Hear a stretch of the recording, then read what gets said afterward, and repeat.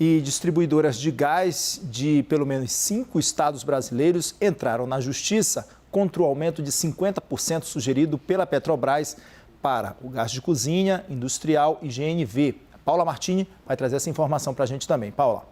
Vamos falar então de onde são essas distribuidoras, que contestam judicialmente o aumento. Elas são aqui do Rio de Janeiro, de São Paulo, de Ceará, de Sergipe e também do Alagoas. Já o Espírito Santo entrou com uma liminar para impedir a alta, mas o pedido foi negado.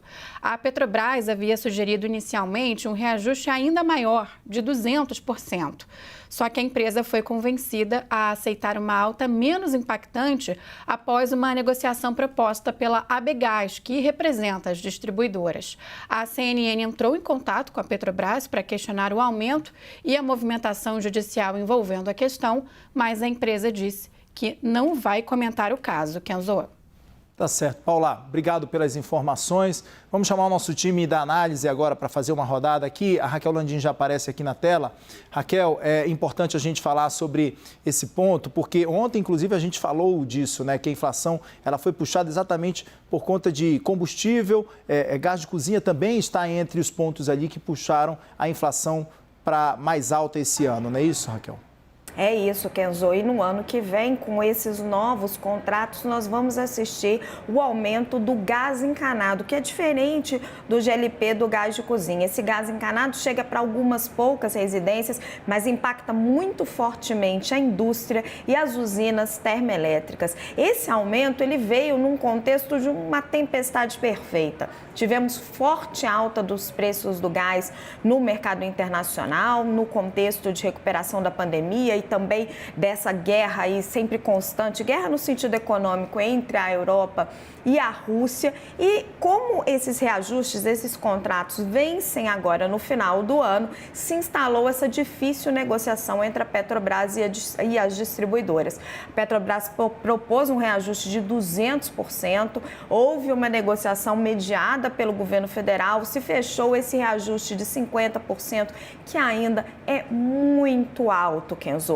Isso chega num momento que nós estamos tentando desregulamentar esse setor. A lei do gás, que era para ser um choque de gás barato, acabou de ser aprovada, mas ainda está em fase de regulamentação e não conseguiu trazer todos os seus efeitos positivos, tem regulamentação atrasada, como infelizmente é praxe no Brasil. O Rio de Janeiro, a gente pode ver pelas informações da Paula, é um dos estados mais afetados em que os políticos mais estão se mobilizando com esse assunto, porque lá nós tivemos incentivo tributário para os motoristas de táxi e os motoristas de Uber fazerem a conversão para o gás natural, que vai ali dentro do porta-mala dos carros. Então, para eles que não sentiram o aumento do preço da gasolina, que foi sentido muito forte aqui em São Paulo e no restante do país, agora a situação vai ficar complicada. Obrigado, Raquel, pelas informações. Daqui a pouco você volta para mais uma rodada com a gente. Vou chamar o Leandro Rezende e também o Gustavo Uribe, que vão fazer uma rodada com a gente de análise agora sobre esse assunto. Leandro, a Assembleia Legislativa do Rio de Janeiro também entrou na justiça, não foi, Leandro, contra a Petrobras?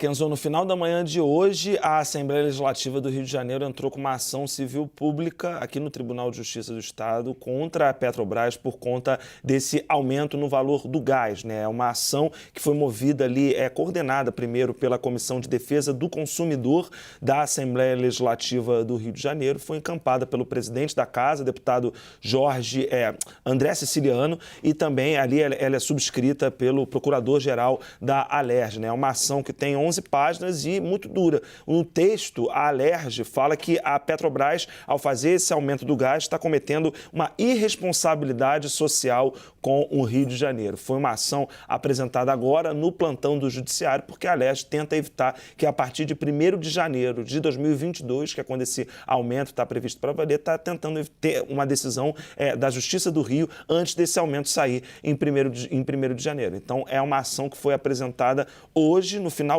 da manhã, essa da Alerj. Já tem a das distribuidoras de gás e certamente outras movimentações a gente ainda deve ver sobre esse assunto no Judiciário para tentar evitar, aí, pelo menos com uma decisão judicial, que esse aumento feito pela Petrobras no preço do gás seja sentido pelo consumidor lá na ponta. Kenzo. E todas essas manifestações judiciais que a gente tem visto agora, vem na esteira do que vem falando agora, sempre o presidente tem falado muito sobre a privatização da Petrobras, né, Uribe? Kenzo, a privatização da Petrobras é um daqueles folclores que temos em Brasília, que hora vem, hora vai, dependendo do preço do combustível. O governo federal tentou, inclusive, emplacar essa proposta, mas não tem apoio no Congresso Nacional. A Petrobras é uma empresa com ações no mercado e de economia mista. Você precisa de uma aprovação no Congresso Nacional para a privatização. E lideranças partidárias já deram recado ao Palácio do Planalto. Não há apoio, e ainda mais em véspera de eleição presidencial. Então, o presidente Jair Bolsonaro veio na toada, na defesa desse discurso. O ministro da Economia, Paulo Guedes, também embarcou nessa proposta, mas o governo federal viu que não há como fazê-la neste momento e acabou deixando morrer no meio da praia. É interessante porque a própria Petrobras questionou o Ministério da Economia em relação a isso, disse se havia realmente alguma análise, algum estudo, e o Ministério da Economia respondeu à Petrobras que não, mas informalmente o Ministério da Economia falava que havia um estudo. O que alguns analistas do Congresso Nacional e até integrantes da base aliada dizem é que esse discurso da privatização da Petrobras é bem-vindo para o presidente Jair Bolsonaro nas eleições de 2022. Por quê? Porque esse deve ser um dos calcanhares de Aquiles da candidatura à reeleição. O presidente Jair Bolsonaro será cobrado pela alta inflação e pelo preço dos combustíveis. Então seria uma tentativa de salvação da lavoura, ou seja, se eu for reeleito, eu privatizo a Petrobras. Então seria mais um discurso político do que uma resolução ou uma ação na prática.